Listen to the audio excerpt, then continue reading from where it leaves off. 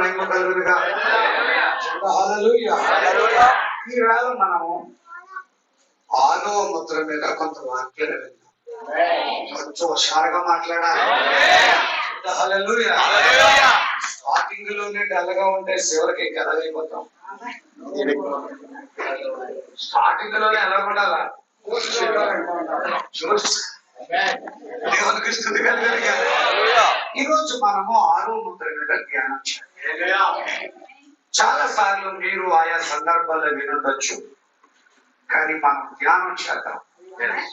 ఇది మనకి ఉపయోగపడగలదని నా నమ్మిక. ఏ విధము చేతనైనా మనకి ఇది మేలుకరంగా ఉండగలదని నేను ఆశపడుతున్నాను. ప్రియమైన దేవుని పిల్లలారా, ఈ 6వ ముద్రను గురించి మనం చూసే ముందు బైబిల్ గ్రంథంలో 7 ముద్రలు ఉన్నాయి. లేదో చెప్పచ్చు కదా. మొదటి ముద్ర, 2వ ముద్ర, 3, 4, 5వ ముద్ర, 6వ ముద్ర, 7వ ముద్ర. మొదటి 4 ముద్రలు అన్యజనులైనా లేక వధువుగా ఉన్నటువంటి మన కొరకు చెబుదా. హల్లెలూయా. ఇక 7వ ముద్ర కూడా మన కోసమే. అందులో ఉన్న 5వ ముద్ర, 6వ ముద్ర యూదుల కోసం, వాటి యొక్క పరిచయం. మొదటి 4 ముద్రలు. మొదటి ముద్ర విప్పగా తెల్లని గుర్రము ఒకటి కనబడెను, దాని మీద ఒకడు ఆసీనుడై ఉన్నాడు, వాడు విల్లు పట్టుకున్నాడు, వాడు జయించుచు బయలు వెళ్ళెను అనే మాట రాయబడ్డది. ఇది యోహానికి దేవుడు ఇచ్చిన ప్రత్యక్షత.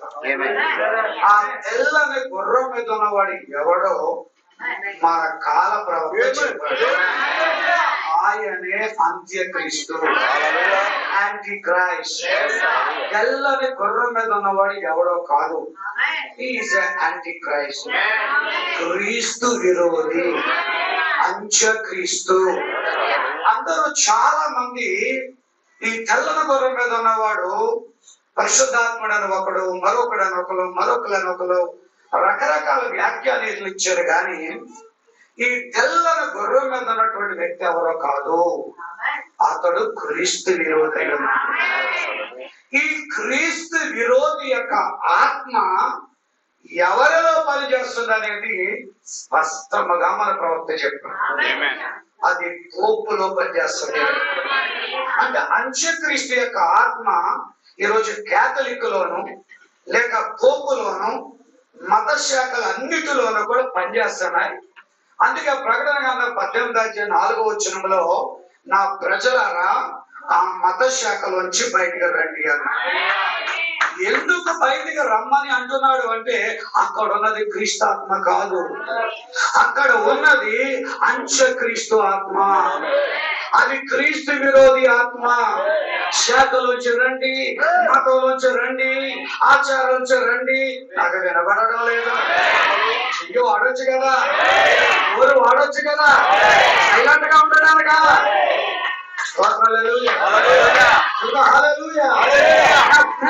బయటికి రండి, అక్కడి నుంచి బయటికి రండి. అక్కడ వాక్యము లేదు, అక్కడ వర్తమానం లేదు, అక్కడ పరిశుద్ధాత్ముడు లేడు, అక్కడ దేవుడు లేడు.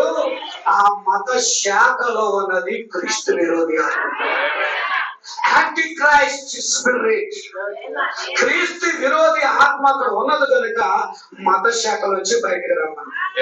అయితే మొదటి ముద్ర విప్పంగానే కనబడిన ఆ తెల్లని గుర్రం మీద ఉన్న వ్యక్తి ఎవరో కాదు కానీ క్రీస్తు విరోధి.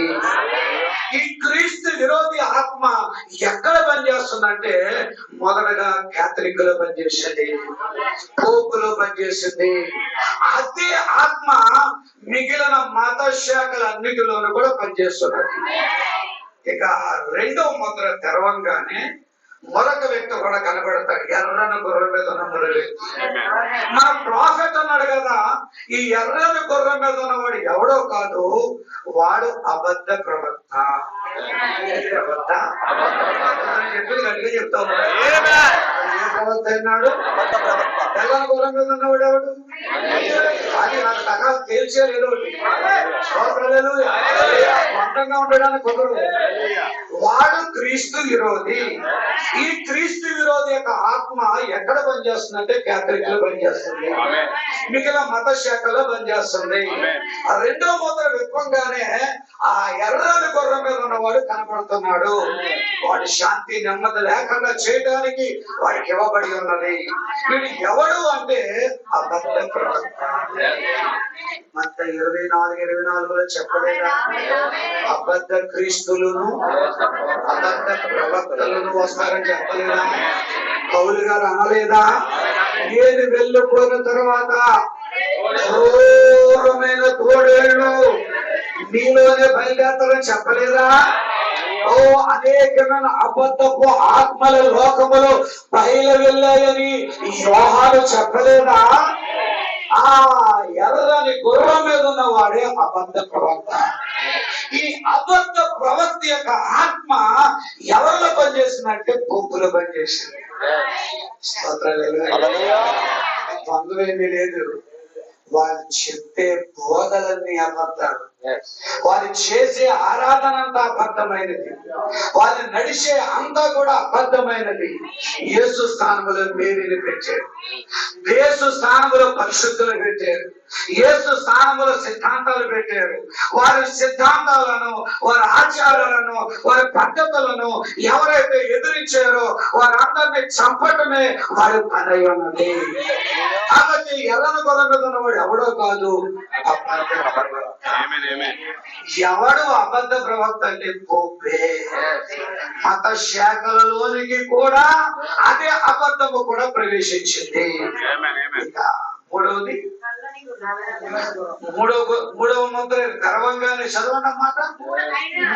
ఆయన మూడో ముద్రను విప్పినప్పుడు రమ్ము అని అంటే అన్నట్లు చెప్పడానికి మన ముందుకెళ్తే ఈ 6 ముద్ర ఆగిపోతుంది. అందుకే మూడో ముద్ర తెరవంగానే నల్లనిదైన ఒక గుర్రం అన్నది, దాని మీద ఒకడు ఆశీనుడై ఉన్నాడు. స్తోత్రం కలిగింది. ప్రాఫెట్ అన్నాడు, వీడు ఎవడో కాదు మృగం అన్నాడు. ఎవరండి ఆయన? ఇంకో మాటలో కూడా చెప్పాడు, ఆయన అబద్ధ పరిహారకుడు. అంటే యేసుక్రీస్తు ప్రభువారు నిజమైన పరిహారకుడు. పాపాల పరిహరించేవాడు యేసుక్రీస్తు అయ్యాడు. పాపాలు పరిహరించడానికి యేసుకు సామర్థ్యం ఉంది. ఆయన రోగులను స్వస్థపరచగలడు, పాపాలను పరిహరించగలడు, పడిపోయిన వాడు లేపగలడు, అద్భుతాలు చేయగలడు, పర్వతాన్ని భూలోకానికి తేగలడు, ఆయన మహిమను చూపగలడు, అనేకమైన కార్యాలు చేయగలడు. ఆయన నిజ పరిహారకుడు, నిజ పరిహారకుడు. ఆయన పాపాలు పరిహరించడానికి హక్కు ఉన్నది, అధికారం ఉన్నది. అని వీడెవడో తెలుసా? అబద్ధ పరిహారకుడు. పరిహారం చేస్తానంటాడు కానీ వీడు ద్వారా పరిహారము జరగదు.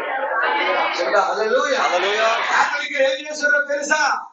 మీ చనిపోయిన నాన్నగారు, మీ చనిపోయిన తల్లి గారు వాళ్ళ కింద ఉన్న పాతాళములో ఏదో స్థలములో ఉంటే వారిని అక్కడ నుంచి ఆ గొప్ప మహిమగల స్థలానికి వారిని నడిపించడానికి మా దగ్గర ఒక పని ఉన్నది. అవసరమైతే వాళ్ళ దోషాలు పరిహరించి అక్కడి నుంచి వాళ్ళని మహిమగల రాజ్యానికి నడిపించగలం. మీరు నిజ పరిహారకులు కాదు. నల్లన గుర్రం మీద ఉన్నవాడు అబద్ధ పరిహారకుడు, లేక వాడు అందరూ ఆమెన్ అనగారు. ఇక 4వ గుర్రం మీద ఉన్నవాడు, దాని పేరే మృత్యు. స్తోత్రం కలిగింది. వాడి పేరే మరణము, వాడి పేరే మరణము. ఇది ఒకప్పుడు ఐగుప్తు దేశంలో నిర్గమకాండ 12వ అధ్యాయంలో మరణదూత సంచారం జరిగింది. స్తోత్రం కలిగినగా. రక్తము గుర్తు కలిగిన వాళ్ళు క్షేమంగా ఉన్నారు, లేదు వాళ్ళందరూ కూడా మరణించారు. ఈ రోజుల్లో వధువుని గుర్తున్నది, అదే పరిశుద్ధాత్మ, అదే వాక్యము, అదే వర్తమానము. ఈ రోజు వధువుకి మరణము లేదు. ఒకడు నా మాట విని నేను పంపిన వారిని విశ్వాసం ఉంచిన వాడు మరణములో నుండి జీవములోనికి మరణంలోంచి వచ్చేసారు, ఉపద్రవం నుంచి వచ్చేసారు, ఓ దయ్య బోధ నుంచి వచ్చేసావు, కొంచెం వినపడాలా? హల్లెలూయా. వాడి నుంచి వచ్చేసావు, మతం నుంచి వచ్చేసావు. ఇప్పుడు నీకు మరణము లేదు, శరీర మరణము తీసివేయబడ్డది, ఆత్మీయ మరణము తీసివేయబడ్డది. నీకు అగ్నిగుండము లేదు, నీకు పాతాళము లేదు. నిన్ను మరణములో నుంచి రక్షించడానికి వధువుకి ఆయనే ఒక గుర్తు, అదే పరిశుద్ధ. అని ఆ గుర్తు లేని వాళ్ళు ఉన్నారే, హల్లెలూయా. వారు మరణం ముందు ముద్రించబడ్డారు, వారి మీద మరణం ఉన్నది.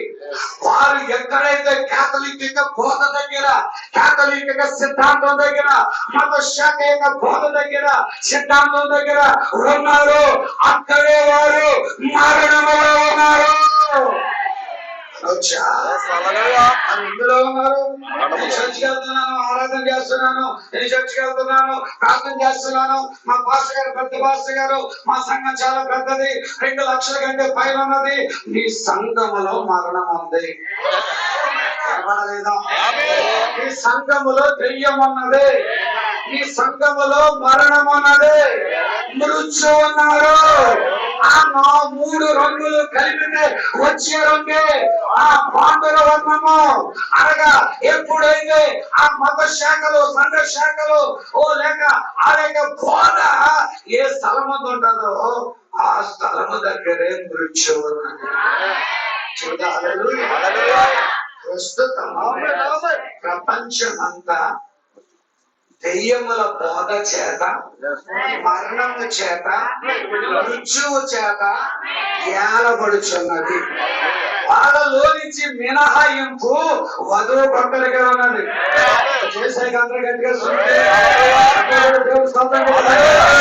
వధువు భక్తులకే మినహాయింపు.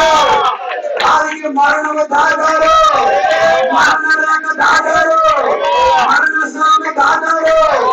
ఎందుకు దాటారు? వాళ్ళ దగ్గరికి వర్తమానం వచ్చింది, వాళ్ళ దగ్గరికి మంత్రం వచ్చింది, వాళ్ళ దగ్గరికి సత్యం వచ్చింది. నీకు మరణమే లేదు. మరణము లేదు వాడు ఎవరైనా ఉన్నాడు అంటే వధువు అంటారైనా. మరణ బొమ్మలు యేసు 2000 సంవత్సరాల క్రితమే విరిచి ఈ రోజు నీకు జీవాన్ని ఇచ్చాడు. నీవు జీవములో నడుస్తున్నావు, జీవము నీ మీద ఏలుబడి చేస్తున్నాడు. హల్లెలూయా. ఈ 4 మంత్రాలు ప్రస్తుతం అన్యజనుల కొరకై లేక మన కాలంలో ఉన్నటువంటి మన కొరకై ఇవ్వబడినది. స్తోత్రం కలుగునుగా. ఆల్రెడీ ఈ ముద్రలు నెరవేరినవి, ఈ 4 ముద్రలు ఆల్రెడీ నెరవేరినవి. ఎంతమంది ఆమె? ఇంకా 7వ ముద్ర, అది ప్రభు రాక.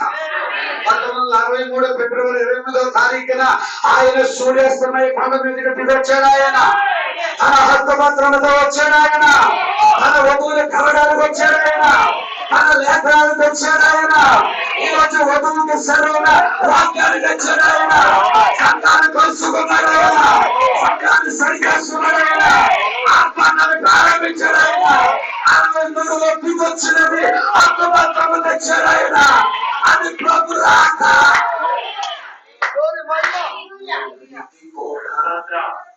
మన విధిలో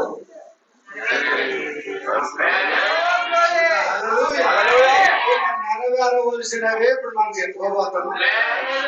5వ ముద్ర, 6వ ముద్ర. ఈ 5 మన కోసం అయితే అందరూ వచ్చారు. 5వ ముద్ర, 6వ ముద్ర మనం ఆలోచన చేస్తే 5వ ముద్ర అది బలిపీఠం కింద ఆత్మను చూపిస్తుంది. చెప్పొచ్చా? ఈ 5వ ముద్ర బలిపీఠం కింద ఆత్మను చూపిస్తుంది.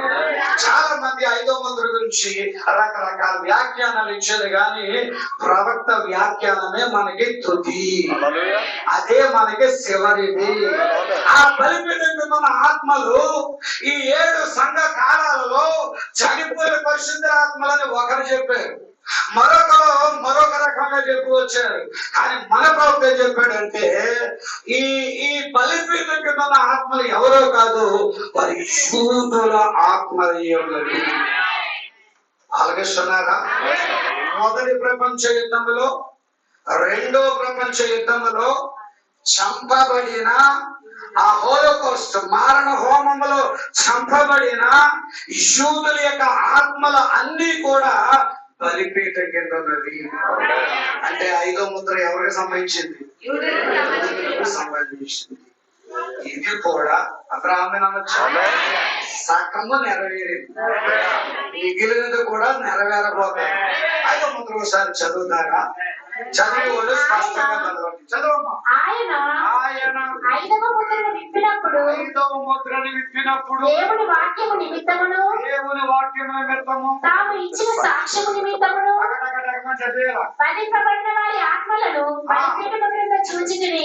వారు నాదా సత్యస్వరూపి పరిశుద్ధుడా ఎందాక తీర్పు తీర్చకయు మా రక్తము నిమిత్తము నివాసులకు ప్రతిదండన చేయదు ఉందని దగ్గరగా కేకలు వేసి తెల్లని వస్త్రము వారిలో ప్రతివానికి ఇయ్యబడెను మరియు చంపబడబోవు వారి సహవాసుల యొక్కయు సహోదరుల యొక్కయు లెక్క పూర్తి అగు వరకు ఇంకొంచెము కాలము బలిపీఠము కింద విశ్రమింపవలెనని వారికి బలపరచబడెను. ప్రపంచ యుద్ధంలో, మొదటి ప్రపంచ యుద్ధంలో, రెండవ ప్రపంచ యుద్ధంలో కొన్ని వేల మంది యూదులు వధించబడ్డారు. హిట్లర్ ద్వారా, ముస్సోలిని ద్వారా, తర్వాత స్టాలిన్ ద్వారా, ఇంకా చాలా మంది నియంత్రణ ద్వారా యూదుల మీద వారు కక్షపోని వారు ఏ విధంగా చేతనైనా చంపాలి అనే ఉద్దేశంతో స్తోత్రం కలిగింది. అది కూడా దేవుని ప్రణాళిక. క్రీస్తు శకం 70లో వారు యెరూషలేము నుంచి చెదిరిపోయారు. ఆ తర్వాత వారు ప్రపంచం అంతా చెదిరిపోయి ప్రపంచ దేశాల్లో బాగా సెటిల్ అయిపోయారు. వారు మరలా అంచూరుకు తింటే సిగరించాలని లేఖనము నెరవేరాలి అంటే వారి స్వదేశానికి కదా. కానీ మీరు వెళ్ళడం లేదు. దేవుడు రేపాడు ఒక్కసారిగా తుఫాను వాటి రేపుతేనే కానీ కథలో మీరు చెప్పినట్లుగా వారు రేపాడు.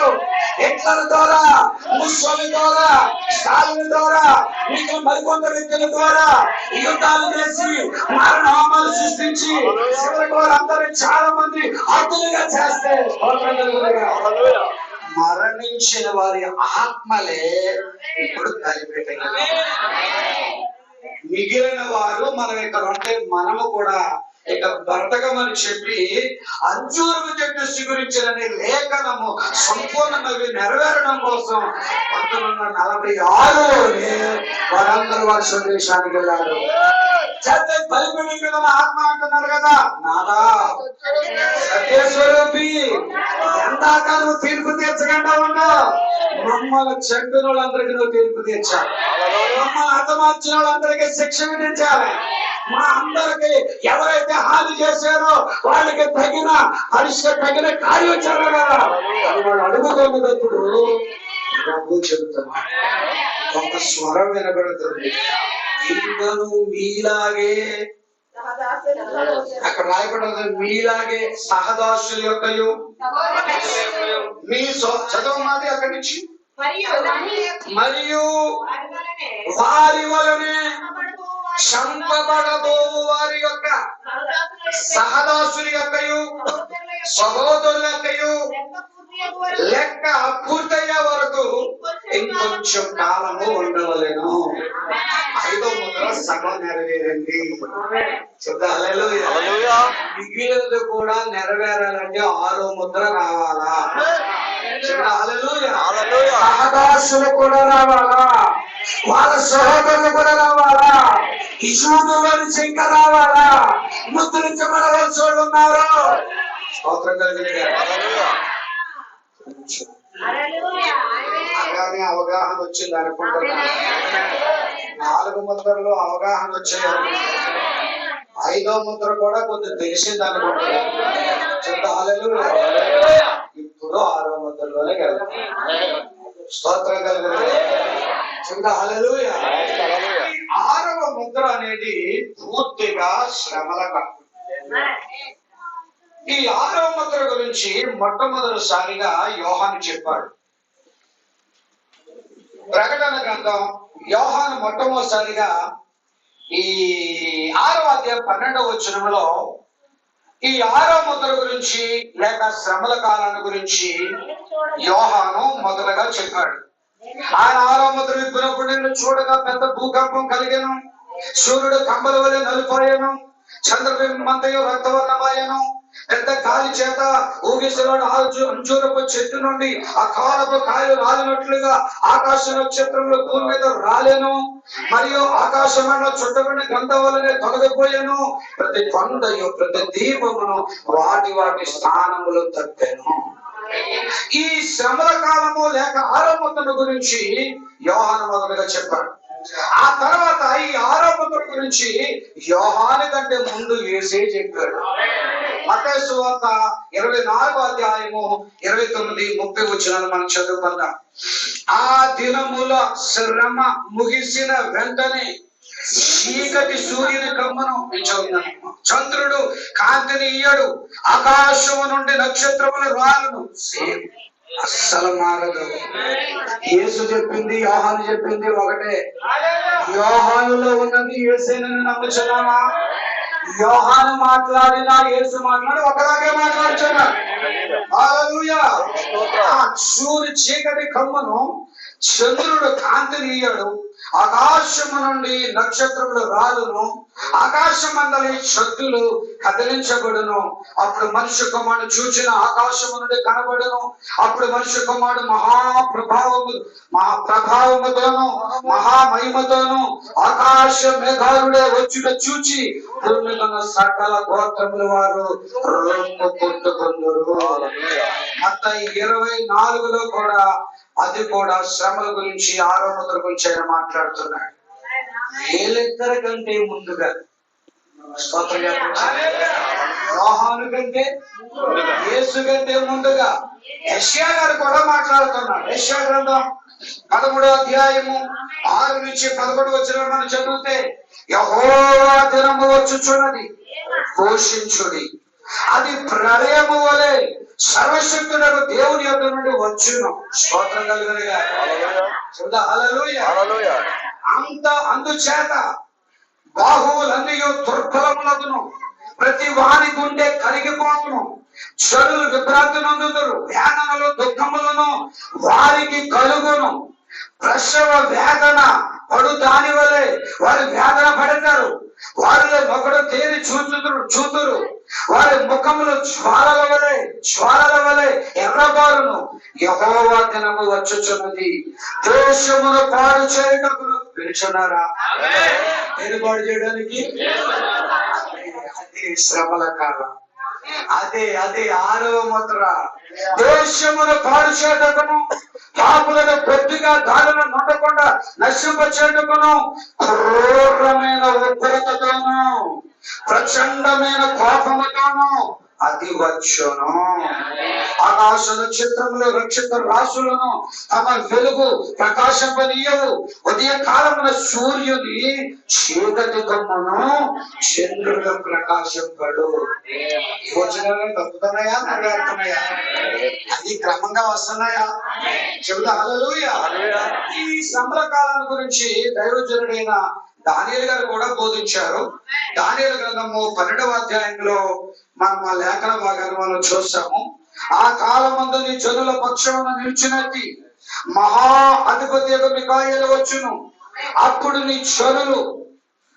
నీ జనులు రాజ్యముగా కూడిన కాలం మొదలుకొని ఈ కాలము వరకు ఎన్నటికీ కలుగనంత ఆపద కలుగును.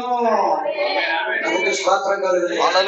కాబట్టి ప్రియమైన దేవుని పిల్లరా, లేఖనం మనకి ఏం బోధిస్తుందంటే శ్రమల కాలం అనేది ఉన్నది. 6వ ముద్ర అనగా శ్రమల కాలమై ఉన్నది. ఈ 6వ ముద్ర గురించి, 6వ ముద్ర యొక్క నెరవేర్పు గురించి లేఖనాల్లో అనేక చోట్ల ఉన్నది. 6వ ముద్ర ఈచుకోటు శ్రమల కాలము అనగా అందరూ గట్టిగా 6వ ముద్ర అనగానే శ్రమల కాలము. చంద్రమాల 6వ ముద్ర అనగానే శ్రమల కాలము. మరోసారి అనగలరా?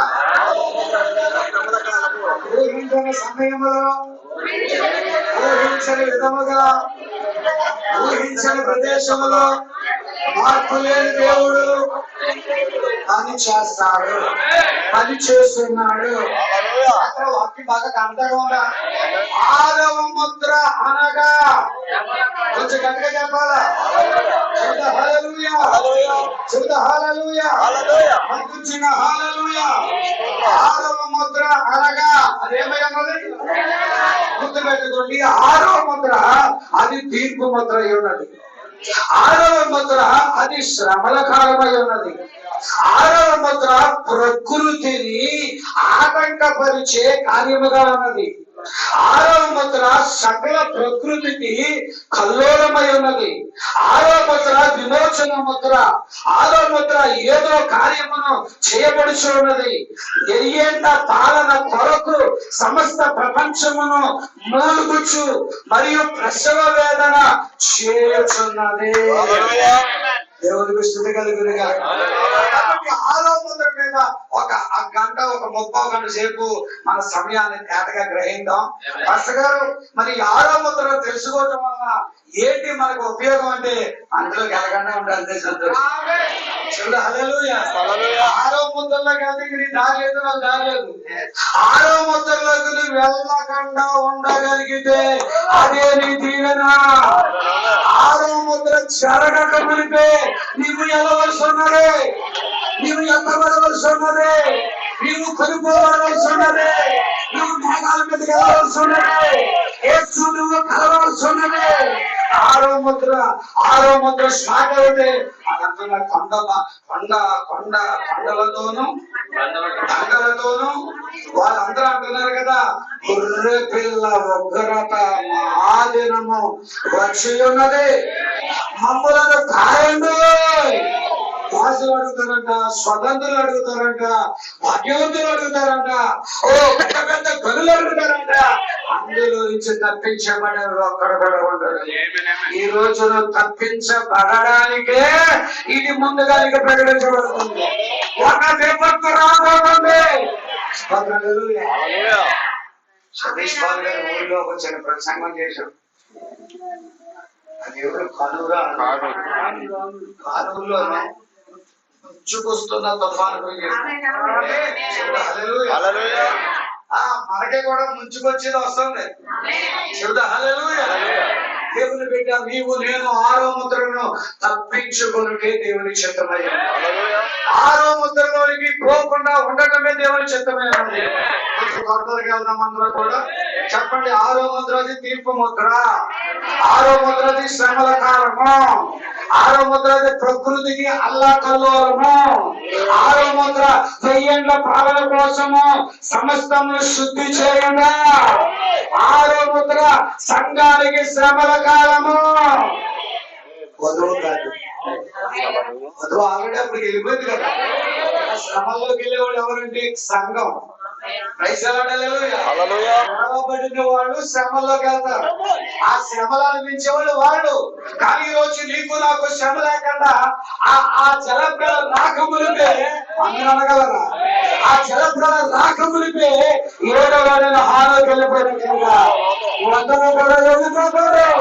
ఈ శ్రమ రాకమునిపే, ఈ వ్యాధులు రాకమునిపే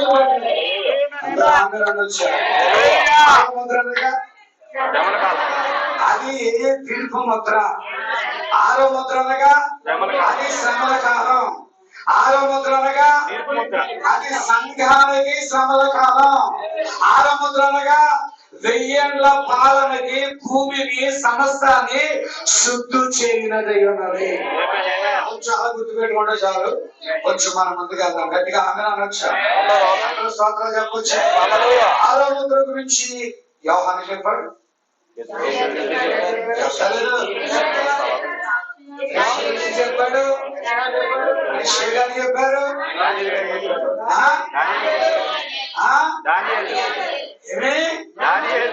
దానియేలు గారు కూడా చెప్పారు. స్తోత్రం కలుగును గాక. ప్రియమైన దేవుని పిల్లరా, ఈ 6వ ముద్ర అనేది అన్యజనులకు ముగింపు, యూదులకు ఆరంభం. 6వ ముద్ర అనేది ఎవరికండి? అన్యజనులైన మనకి ముగింపు. ఇక మనకి సువార్త లేదు, ఇక మనకి ప్రవక్తల లేరు, ఇక మనకి ఏ విధమైనటువంటి పరిచర్య చేసినా దాని వలన ఏ ప్రయోజనం లేదు. 6వ ముద్ర స్టార్ట్ అయ్యింది అంటే అన్యజనులకు ఆరంభమైపోయింది. 6వ ముద్ర ప్రారంభము కాక మునిపే నువ్వెన్ని చేసినా ఇప్పుడే చెయ్యాలా. ఉపవాస ప్రార్థన చేస్తావా? ఇప్పుడే చెయ్యాలా. అన్నిక ప్రార్థన చేస్తావా? ఇప్పుడే చెయ్యాలా. దశమ భాగాలు కడతావా? ఇప్పుడే కట్టాలా. కొంచెం వినపడతలేదు. పొందుతావా? ఇప్పుడే కట్టాలా. అగ్నితో నింపబడాలా? ఇప్పుడే చెయ్యాలనుకున్నావా? ఇప్పుడే చెయ్యాలా. ఇది నీ కాలం, ఇది నీ సమయం, నీ గడియా. అన్యుల కాలం ముగించబడుతుంది. 6వ ముద్ర స్టార్ట్ అవుతుంది. శ్రమల కాలం స్టార్ట్ అవుతుంది. కాబట్టి 6వ ముద్ర అనేది అన్యజనులకి ముగింపు,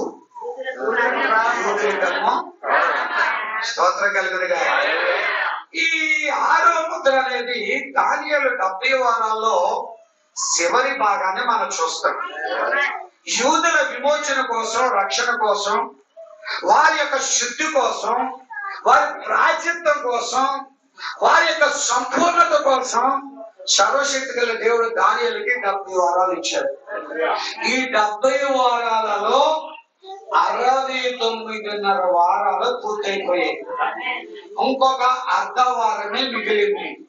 ఒక అర్ధ వారము అనగా 3.5 సంవత్సరాలు. 70 వారాలు ఎన్ని పూర్తవి? 69.5. యేసుక్రీస్తు ప్రభువారు భూమి మీద 3.5 సంవత్సరాలు పరిచర్య చేయడంతో ఇంచుమించుగా 69.5 వారాలు పూర్తయింది. ఇంకొక అర్ధ వారం యూదుల వరకు మిగిలి ఉన్నది. ఆ అర్ధ వారములోనే ఈ యూదులకి విమోచన జరగాల. ఈ అర్ధవారములోనే యూదుల్లో ఉన్న ఆ ముద్రించబడవలసిన వారు సహోదరులు ఉన్నారు కదా, వారు కూడా ముద్రించబడాల. మిగిలిపోయిన అర్ధవారం యొక్క నెరవేర్పు శ్రమల కాలంలో జరుగుతుంది. 6వ ముద్రను బట్టి జరుగుతుంది. నా మాట అర్థమైంది కదా? అందరికీ నా మాట అర్థమవుతుంది కదా? అందరూ స్తోత్రం చెప్పగలరా? స్తోత్రం చెప్పొచ్చా? హల్లెలూయా. అది అన్యులకమ్మ ముగింపు, యూదులకమ్మ ప్రారంభము. అది 1 లక్ష. అంతేకాదు, అంతకంటే ముందుగా నేనేం చెప్పాను అంటే ఆ 70 వారాల్లో 69 వారాలు పూర్తి కాగా మిగిలిన అర్ధ వారం కూడా ఈ యూదులకు పరిచర్య చేయటంతో ముగించబడుతుంది. ఆ అర్ధవారం కూడా వారి కోసమే ఉన్నది. ఆ అర్ధవారం కూడా ఈ 6వ ముద్రకు సంబంధించిన వాక్య భాగమైనది. ఇంకొంచెం ముందుకెళ్తాం అన్న వాళ్ళు ఆమెనండి. చెబుదా హల్లెలూయా, చెబుదా హల్లెలూయా. ఈ 6వ ముద్రలోనే మోషే ఏలీలు పరిచర్య ప్రారంభమవుతుంది. 6వ ముద్రలోనే మోషే ఏలీల యొక్క పరిచర్య ఈ 6వ ముద్రలోనే ప్రారంభం అవుతుంది.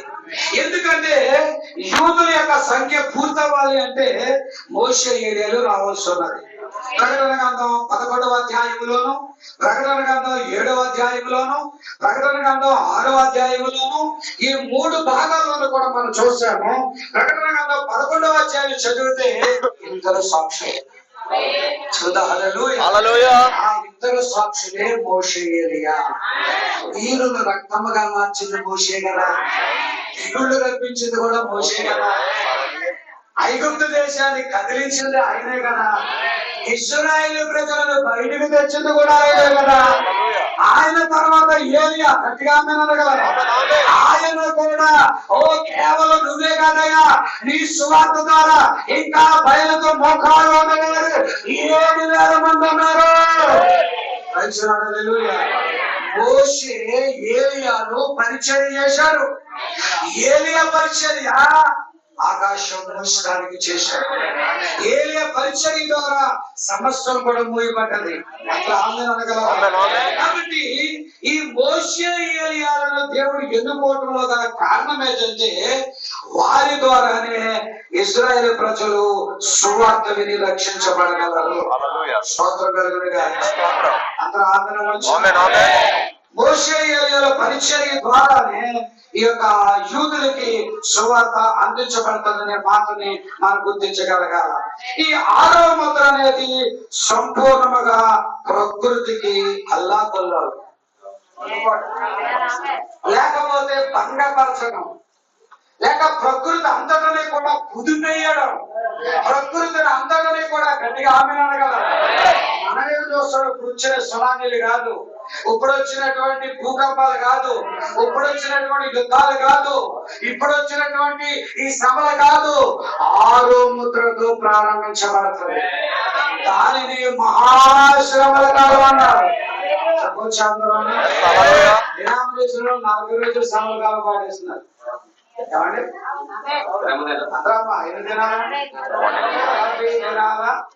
శ్రమల దినాలు, 40 రోజులు శ్రమల దినాలు పాటించిన తర్వాత ఇంకా శ్రమల దినాలు లేవు. వాస్తవానికి మరలా సంవత్సరంపై శ్రమల దినాలు వస్తాయి. అయ్యా, నువ్వు పాటించే ఈ శ్రమ దినాలు కాదు, అసలైన శ్రమ దినాలు మిగిలి ఉన్నాయి. ఆ శ్రమల దినాల్లోకి పోకుండానే ఈ రోజు నీవు ఒక తరిగి చేరాలా, ఒక క్రమంలోకి రావాలా. 6వ ముద్ర అనేది ప్రకృతికి ఒక అల్లకల్లోలం, ప్రకృతికి అది ఒక భంగపాటు, ప్రకృతికి అది ఒక ఆటంకము. ప్రకృతిని అంతటినీ కూడా ఆయన కుదిపేస్తాడు. ఎందుకు దేవుడు ఈ ప్రకృతిని ఇలాగ కుదపడానికి, అల్లాకల్లోలం చేయడానికి, భంగపరచడానికి దేవుడు ముందుకొచ్చి ఆయన ఈ కార్యాలు చేస్తున్నాడు అంటే ఈ ప్రకృతిని కుదిపేస్తేనే గాని ఇశ్రాయేలు ప్రజలు బయటికి రారు. అందరూ ఆమె అనొచ్చా?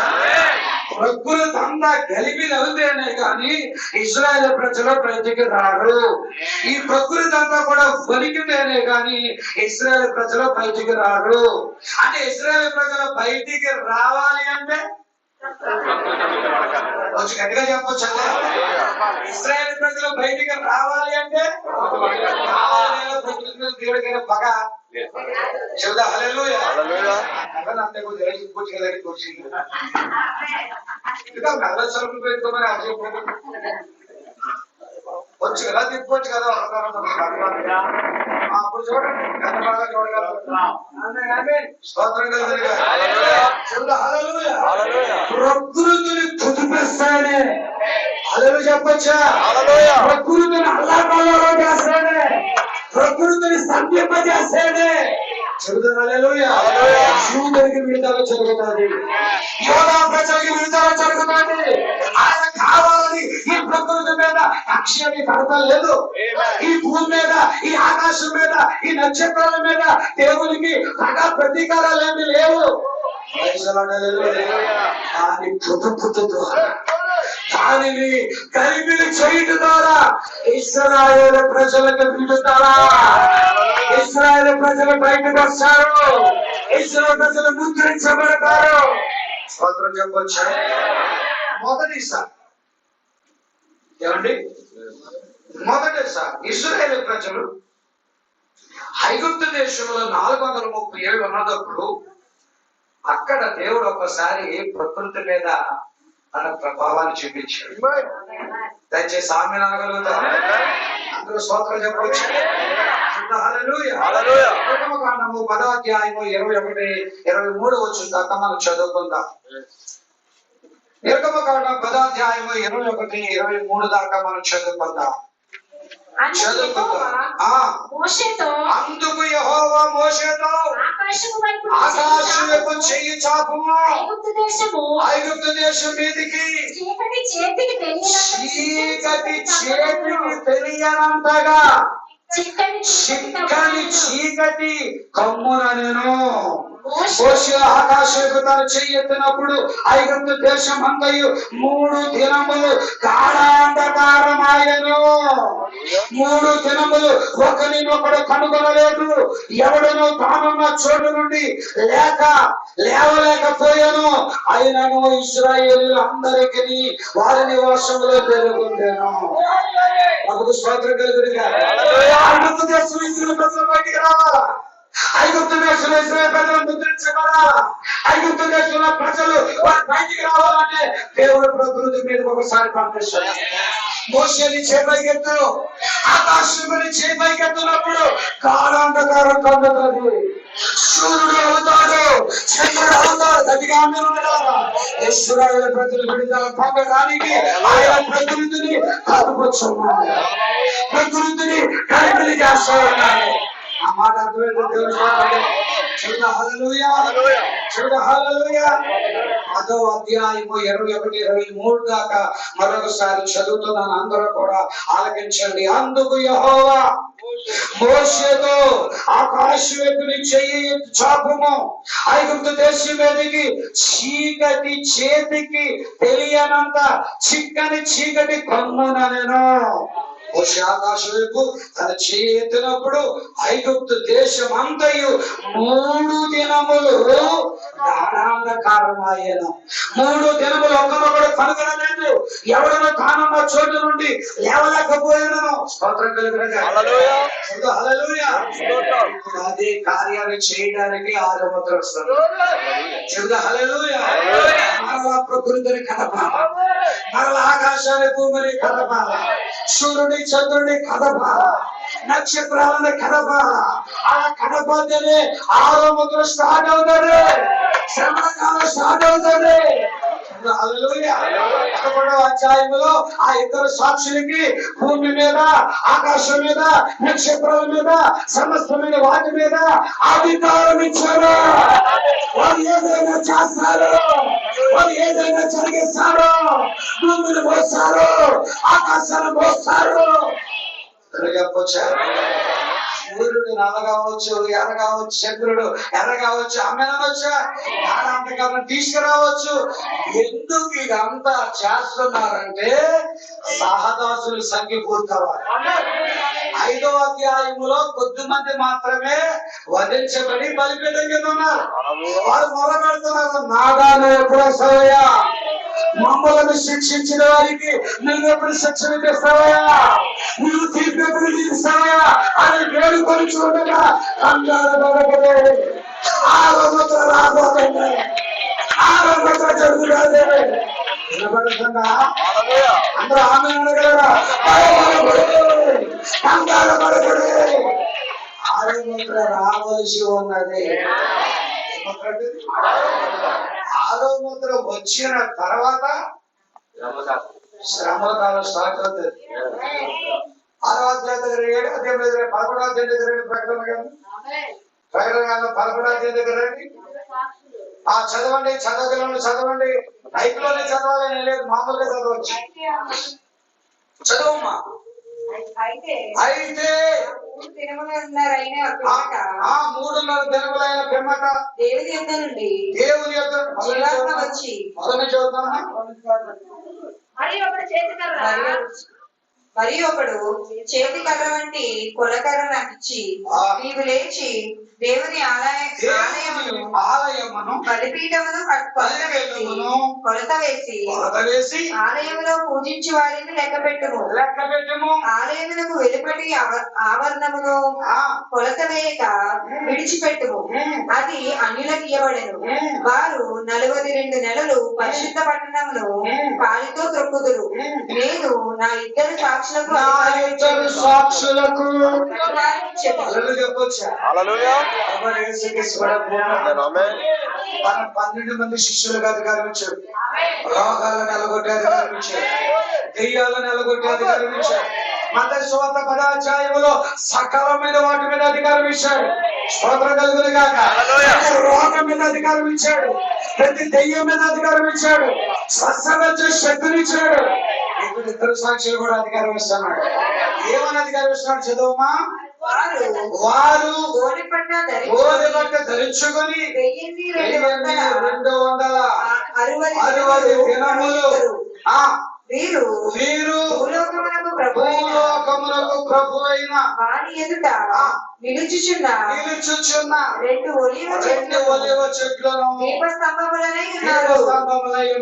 ఎవడైనను వారికి హాని చేయ ఉద్దేశించిన ఎడల వారి నోట నుండి అగ్ని బయలువెడలి వారి శత్రువులను దహించివేయును. కనుక ఎవడైనను వారికి హాని చేయ ఉద్దేశించిన ఎడల అలాగున వాడు చంపబడవలెను. తాము ప్రవచించు దినములు వర్షము కురవకుండా ఆకాశమును మూయుటకు వారికి అధికారం ఇవ్వబడను. మరియు వారికి ఇష్టమైనప్పుడల్లా నీళ్లు రక్తముగా చేయుటకును నానా విధములైన తెగుళ్ళ చేత భూమిని బాధించుటకును వారికి అధికారము కలదు. ఇదంతా ఆరంభంలో జరుగుతుంది.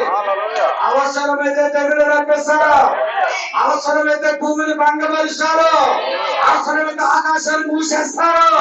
వాళ్ళకి అవసరమైతే ఏదైనా చేయడానికి అధికారం ఉన్నది. ఎందుకనగా తన ప్రజలు బయటికి రావాలి. తన బిడ్డలు ముద్రించబడాలి. సహదోషులు ముద్రించబడాలి. చదువుమా. వారి సాక్ష్యము చెప్పుటకును ముగింపగానే అగాధముల నుండి వచ్చు క్రూర మృగము వారితో ఆ ఇతర సాక్షులు మోసే ఆ ఇతర సాక్షులు వచ్చి ఈ భూమి మీదకి స్తంభాలను తీసుకురాగలరు.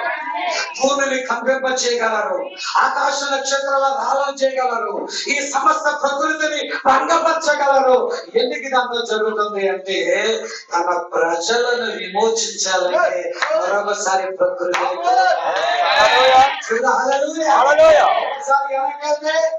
మొదటిసారి ఇశ్రాయేలు ప్రజలను ఐగుప్తు నుంచి విడుదల చేసేటప్పుడు మోషే గారు ఆయన చేయి పైకెత్తినట్టునే తాడాంబకారమాయను. చీకటి కమ్మాను. ఇశ్రాయేలు ప్రజల యొక్క విడుదల సమయంలో ప్రకృతి కదిలించబడుతున్నది, భంగపరచబడుతున్నది. ఒకసారి ఆరాధన జరిగి వారి విడుదల పొందారు. స్తోత్రం కలుగునుగా. ఇప్పుడు రెండోసారి వారు విడుదల పొందాల. ప్రస్తుతానికి వాళ్ళు 6వ మొదలు స్టార్ట్ అయితే సమయానికి వాళ్ళు రోము చేతిలో ఉంటారు. ఆ రోము చేతిలో నుంచి వాళ్ళు బయటికి రావాలా. ఆ భయంకరమైన కథాలు వచ్చి బయటికి రావాలా. అందుకని ఇతర సాక్షులు మరల ప్రకృతి మీద తమ అధికారాన్ని చూపగలరు. కేవలం ఒక యోధా దేశంలోనే కాకుండా ప్రపంచం నలుమూలల ఈ మహాశ్రమలు, ఈ మహావేదనలు, ఆ 260 దినాలు 1260 అంటే 3.5 సంవత్సరాలు అలాగే కార్యాలు జరిగిస్తూ ఉంటారు. చివరికి వాళ్ళు చేసిన ప్రవచనాలు, బోధలు, లేఖనాలు, వర్తమానాల ద్వారా మొత్తము యూదుల్లో అనేక మందికి నమ్మకం కలుగుతుంది. స్తోత్రం కలుగునుగా. ఈ నీరు రక్తంగా మార్చింది మన మోషే కదా. ఈ ఆకాశాన్ని మూసింది మన ఏలియా కదా. మన ప్రవక్తలు మరలా వచ్చారు కదా. వారు ప్రవక్తని నమ్ముచూ ఉండగా వారు యేసుని పరిచయం చేస్తారు, యేసుని చూపిస్తారు. అదే సమయంలో సర్వశక్తి గల దేవుడు కూడా వస్తారు, పరిచయం అవుతాడు. ఆ చక్కగా 12వ అధ్యాయము మరలా రిపీట్ అవుతుంది. యేసుని చూస్తారు, యేసు గాయాలు చూస్తారు, యేసు దగ్గర బధ్యత పెడతారు, వారి కన్నీళ్లు కలుస్తారు. వీళ్ళు మోషే ఏలియాలను కరాలంటే ప్రకృతి కథలు. ప్రకృతి భంగపరచబడాలి, ప్రకృతి అల్లాకొల్లం అవ్వాలి. అది యూదులకు స్వార్థ కాలం అయితే ఇది అన్యులకి శ్రమల కాలం, లోకానికి శ్రమల కాలం. అంతేకాదు ఈ ప్రకృతికి శుద్ధి తినాలి, గట్టిగా విడవబడిన సంఘానికి శుద్ధి తినాలి. శుద్ధి కలిగినగా ముందే వదిలిపోయింది కాబట్టి ఇప్పుడు రెండోసారి కూడా ఇశ్రాయేలు ప్రజలు ముద్రించబడాలి అంటే ప్రకృతి మరొకసారి ఏం చేయబడాలి? అంటే కాలంలో జరుగుతాయి, శ్రమల కాలంలో జరుగుతాయి. సోదరి సోదరులారా, అది కఠినమైన దినాలు, అది ఉగ్రత దినాలు, అది వేదనకరమైన దినాలు. ఇక్కడ యెషయా రాస్తున్నాడు కదా, యెహోవా వచ్చుచున్నాడు, అది భయంకరమైన ఆపదకాలం అని చెబుతున్నాడు. దానియేలు కూడా అది ఆపదకాలం అని చెబుతున్నాడు. అది ప్రపంచానికి శ్రమల కాలం. ఆ శ్రమల కాలంలో వధువు ఉండదు.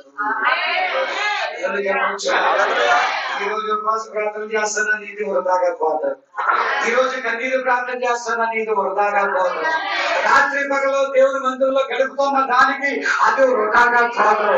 ఆయన ఆత్మ చేత నిన్ను నింపి, అగ్ని చేత నింపి నిన్ను మహిమమైన ఆ స్థానంలో పెడతాడు. ఆయన ఉంచిన తర్వాత ఈ భూమి అందరికీ కూడా అతి భయంకరమైన శ్రమలు రేపోతూ ఉన్నాయి, సమస్తంలో కూడా కమ్మపోతున్నాయి. గట్టిగా ఈ శ్రమల కాలంలో లేక ఈ 6వ మంత్రం యొక్క దినాలలో ఐగుప్తు దేశం యొక్క రోగు చేతుల్లోనికి యూదులు కూడా ప్రపంచమంతా కూడా వెళ్ళిపోయినప్పుడు వాళ్ళ చేతుల్లో నుంచి మరలా దేవుడు బయటకు తీయడానికి మరొకసారి ప్రకృతిని ఆయన కలపబోతున్నాడు. స్తోత్రం కలిగిన 6వ అధ్యాయము 9 నుంచి ఆయన 6వ మంత్రం విప్పినప్పుడు నేను చూడగా భూకంపం కలిగాను, సూర్యుడు కంబల వలె కలిపాయను. అక్కడ గాఢాంధకారం వచ్చిందా? మొదటిసారి గాఢాంధకారం వచ్చిందా? మాట్లాడతలేదు. యూదులను దేవుడు విడిపించేటప్పుడు గాఢాంధకారం వచ్చిందా? చీకటి వచ్చిందా? మరలా రోగు చేతుల నుంచి విడిపించేటప్పుడు ఇవి రావాలా? అందుకనే సూర్యుడు కంబలి వలె నలుపాయను, చంద్రబింబమంతయు రక్తవర్ణమాయను. పెద్ద గాలి చేత ఊగిస్తున్నాడు, అంజూరపు చెట్టు నుండి ఆ కాలపు కాయలు రాలినట్లుగా ఆకాశ నక్షత్రాలు భూమి మీద రాలును. స్తోత్రం కలుగునుగా. ప్రతి కొండ, ప్రతి ద్వీపము వాటి వాటి స్థానములు కత్తును. రాజులను, ధనులను, సహస్రాధిపతులను, ధనవంతులను, బలిష్ఠులను, ప్రతి దాసుడు స్వతంత్రుడు కొండ గుహలో బండ సొంతల్లో దాసుని సింహాసనాశుడైన వారి యొక్కయు గొర్రె పిల్ల యొక్కయు ఉగ్రత మహాదినము వచ్చెను. అదే ఆ రోజు యేసయ్య పిల్లకి దాకా తల్లికి దాకా కరోనా టైంలో 9 సార్లు చెప్పండి. కరోనా బాధలు పడలేదా మీరు? లోన్గానే సర్వీస్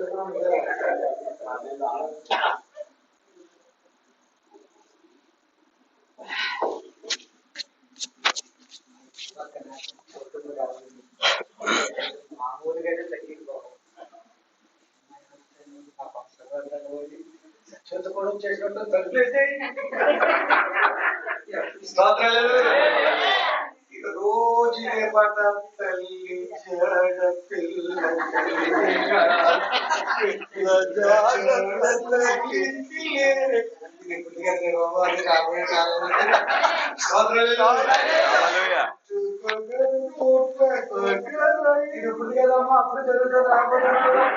అది గొర్రె పిల్ల ఒకరు శ్రమలు తినాలి, వేదన తినాలి, వధువానికి అది ఉండకూడదు, అందులో వెళ్ళడానికి వీలు లేదు. అది విడవబడిన వాళ్ళకి తప్ప వధువుకు లేనే లేదు. మేఘాలలో వెళ్ళిపోతా, ప్రభుని తలుచుకుంటా, ప్రభుతో ఐక్యమైపోతా, ఇందులోకి వెళ్ళిపోతా. గొప్ప విషయం ఏంటంటే ప్రజలందరూ విడబడిన అందరూ ఇక్కడ శ్రమలు పాలవుతుంటే అక్కడ వధువుకు విందు 3.5 సంవత్సరాల విందు, 3.5 సంవత్సరాల విందు, ఈ వధువుకు విందు ఆనందం.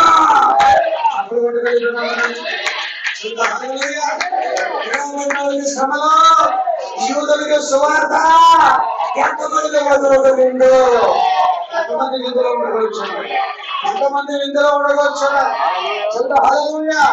ఆర్భాటం జరిగింది, ప్రధాన శబ్దం జరుగుతుంది, దేవుడు కూడా జరుగుతుంది. ప్రధాన శబ్దం నేను మధ్య ఆకాశానికి ఆహ్వానిస్తే దేవుడు కూడా విందులోనికి తీసుకెళ్ళి ఉన్నాడు. మీకోసం ఒక అద్భుతమైన విందులు దేవుడు చూడాలి. ఆ విందు రోజున అంటాడట, నా ప్రజలారా, నా వారలారా, ఈ శివరి నుంచి ఆ శివ దాకా బలం ఏర్పడతాడు. విమోచించబడిన పరిశుద్ధులందరూ దాని మీద ఆశీర్వడతాడు. రాజు వాళ్ళ సమూహం దగ్గరికి వచ్చి, ఇక మీ దుఃఖం ముగించబడాలి, ఇక మీ వేదన అయిపోయినది, ఇక మీకు కన్నీరే లేదు, నాతో పాటు కలిసి విందులు ఆనందించండి.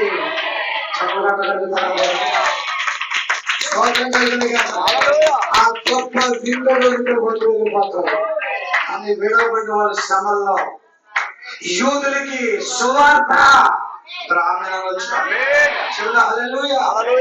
యూదులను ఇలాగా సహదాక్షులను విమోచించడం కోసం మరొకసారి దేవుడు భూమిని కలుగుతాడు. సూర్యుడు నల్లగైపోతున్నాడు, చంద్రుడు ఎర్రగైపోతున్నాడు, నక్షత్రాలు రాలిపోతున్నాయి, ప్రతి కొండ కదిలిపోతుంది, ప్రతి ద్వీపం వాటి స్థానాలు తప్పుతుంది. భూరాజులు, ధనికులు, సహస్రపతులు వాళ్ళందరూ కూడా కొండ సందుల్లో కొండతో దాగుని మమ్మల్ని రక్షించండి. గొర్రె పిల్ల ఉగ్రత దిన వచ్చింది, అది అదే శ్రమలక, అదే ప్రకృతికి గలిబిలి, అదే ప్రపంచానికి కల్లోలం, అదే ప్రపంచానికి వేదన, అదే శ్రమ. ఆ శ్రమ దినాన్ని తప్పించడానికి ఎవడు ప్రపంచంలో ఉన్నాడు. అందుకే భూరాజులు మనం రక్షించడానికి కోరుకుంటున్నారు, సహస్రాధిపతులు మనం కాపాడండి బతిమాలుకుంటున్నారు.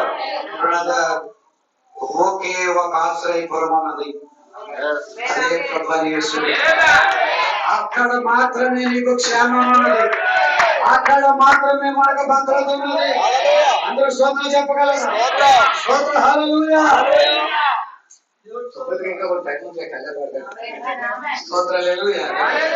త్వరగా కంగారు పడలేదు, మొదలుపెట్టావా కంగారు పడకండి. ఈ వేడితో ఆ వేడి దగ్గరికి దేవుని పిల్లలారా, ఇద్దరు సాక్షులు వచ్చి ఈ ప్రపంచాన్ని కుదిపేస్తారు. ప్రకృతి వణికించబడును, ప్రకృతి మీద తన ఇష్ట ప్రకారము వారి కార్యాలు చేయుదురు, సమస్తాన్ని కూడా కుదుపు వేదురు, వారికి ఎదురైనది ఏది లేదు. ఆరో ముద్ర పరిపూర్ణముగా ప్రకృతిని భంగపరుచును. కారణం ప్రకృతిని ఎందుకు భంగపరుస్తున్నాడు?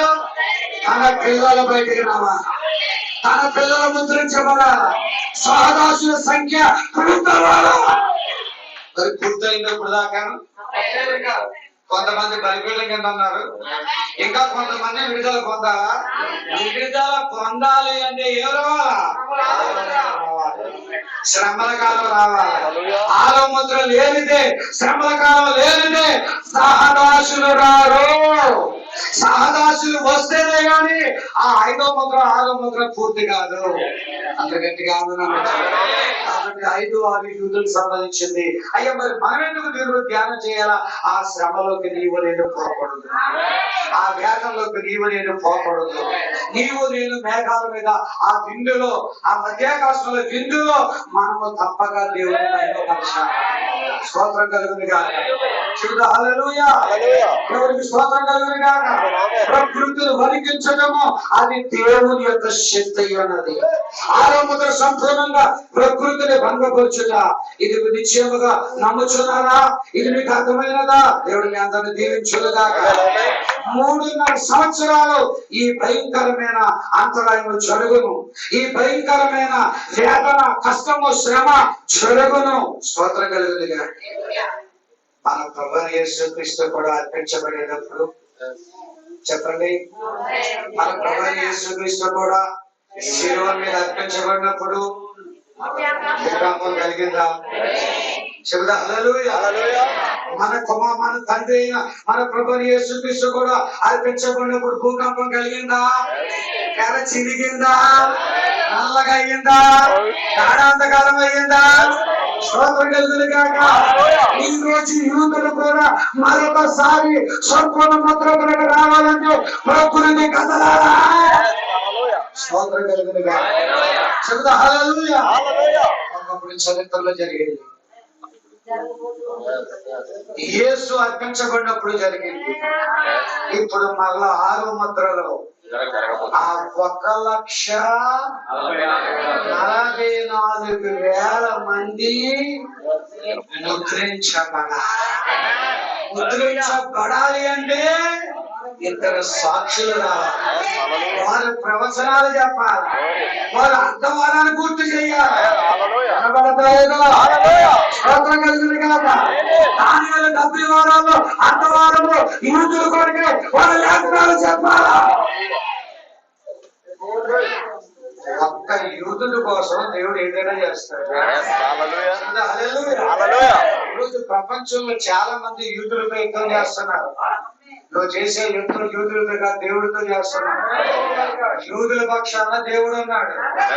దావీదు ఒకడే కాదు, దావీదులో ఒకడు ఉన్నాడు. బైబిల్ ఉన్నటువంటి అనేక మంది యూదుల చేత ఆయన నిశ్చయబడి ఉన్నాడు. ఒక్క యూదుడు రక్షించడానికి ఇష్టం లేదు. దేశాన్ని అంతటనే కూడా అది రక్షించు దేవుడు అయి ఉన్నాడు. అందుకని దేవుడు ఏం చేశాడో తెలుసా? ఆ యొక్క కార్యక్రమాన్ని ప్రారంభించడానికి ఇప్పుడు అందరి దగ్గర సిగరింపజేశాడు. 1946లో ఒక దేశంగా పోగయ్యాడు. ఐక్యరాజ్య సమితి 48లో వాళ్ళకు జెండా, వాళ్ళకు ఒక దేశం, వాళ్ళకి సమస్తాన్ని ఆర్మీని ఏర్పాటు చేయడం అంతా జరిగింది. వాళ్ళ దేశంగా సమకూర్చబడ్డారు. వాళ్ళ దేశంగా ఉన్నారు. ఒక దేశంగా ఆరాధిస్తున్నారు. ఒక దేశంగా శుద్ధిస్తున్నారు. వాటి వెళ్ళిన వెంటారు అనొచ్చా? ఇలా వాటి వెళ్ళిన వెంటారు ఒక దేశంలో ఉన్న యూదుల దగ్గరకి మోషే ఏరియాలో రాగలరు. మోషే ఏరియాలు రావడానికి మీరే ఆలస్యం, నాదే ఆలస్యం, మనదే ఆలస్యం. మనం వెంటబడిన వెంటనే చెప్పొచ్చు కదా. మనం వెంటబడిన వెంటనే ద్వారాలు మనకు మూయబడతాయి, ద్వారాల వారికి తెరబడతాయి. దేవుడు వ్యక్తిగతంగా మనతో ఉంటాడు. దేవుడు ద్వేషంగా వాళ్ళతో వ్యవహరిస్తాడు. చెదిరిపోయిన యూదులను దేవుడు ప్రపంచ ద్వారా, ఆయా కల్లోలాల ద్వారా వాళ్ళందరినీ ఒక దేశంగా పోగు చేసి వాళ్ళు ఒక దగ్గర ఎందుకు పెట్టాడు అంటే, ఇలా వెళ్ళిపోయిన వెంటనే యూదుల దగ్గరికి దేవుడు వాళ్ళకి 3వ సంవత్సరం వాళ్ళకి స్వార్థ అందిస్తాడు, కార్యాలు జరిగిస్తాడు, లేఖనాలు బోధిస్తాడు. 1,44,000 ముద్రిస్తాడు. అలా ముద్రించడానికి ప్రపంచాన్ని కల్లోలం చేస్తాడు, ప్రమాదం తీసుకొస్తాడు, అతలాకుతలం చేస్తాడు. చివరికి ఎంతమందిని ముద్రిస్తాడు ఆయన? 1,44,000 మంది ముద్రించబడిన తర్వాత సహదాసుల సంఖ్య సహదాసుల యొక్క సంఖ్య ఇప్పుడు ఇంకా పూర్తయిందా లేదా?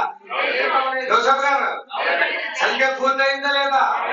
పూర్తి అవ్వాలంటే ఏం రావాలా? శ్రమకాలం రావాలి, మూసి రావాలా, అర్థవారం నెరవేరాలి. ఇన్ని లింకులు వాళ్ళకి తోడే ఉన్నాయి. అంతేకాకుండా వాళ్ళు పాపానికి ప్రాయశ్చిత్తం జరగాల, మరలా ప్రభు వారి దగ్గరికి రావాలి. అందరూ గట్టిగా అనవచ్చా? నా సోదరి సోదరులారా, ఆ శ్రమల కాలం లోకానికి విపత్తు కాలం, అది ఉగ్రత కాలం, అది మహావేదన కాలం.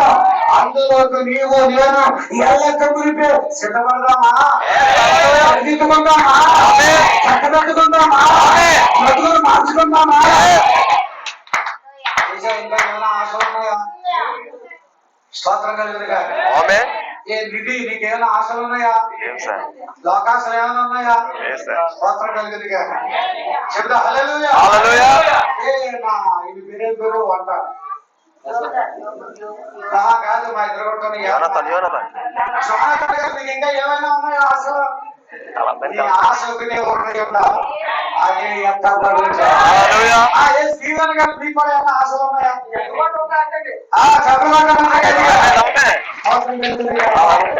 మనందరికీ ఒకే ఒక ఆశ, ఎంతవరకు మన ఆశ, ఎంతవాడు నాది, నాది, నిత్యతో నాది, నాది, ఆ ఏ పేరు నాది.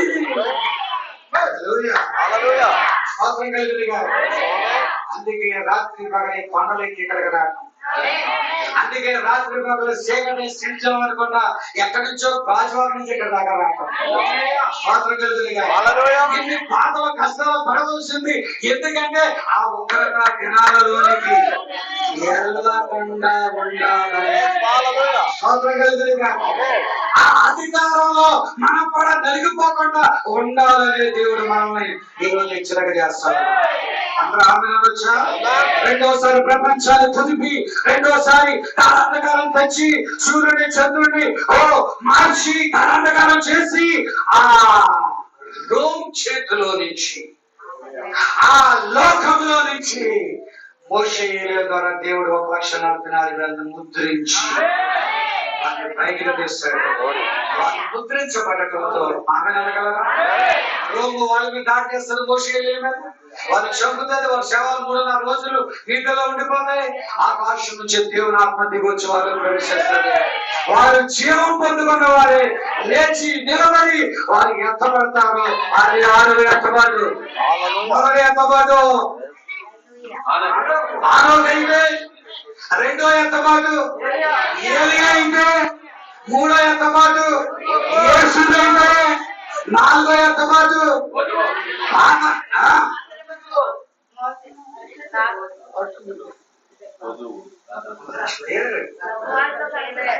నాకు అర్థమైపోతుంది.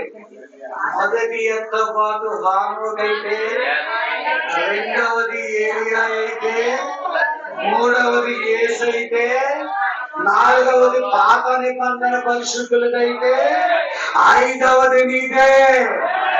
5వ ఎత్తబాటులో వధువు నీవుంటావు, నేనుంటాను.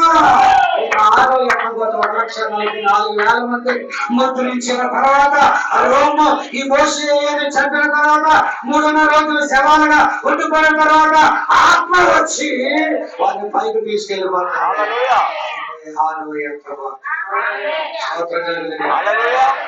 శ్రమకాలం ఉందా? మాట్లాడతలేదు.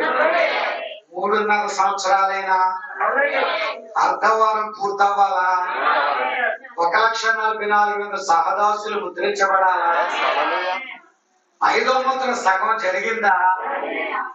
కొంచెం గట్టిగా అన్నాను. స్తోత్రం కలిగిన కదా.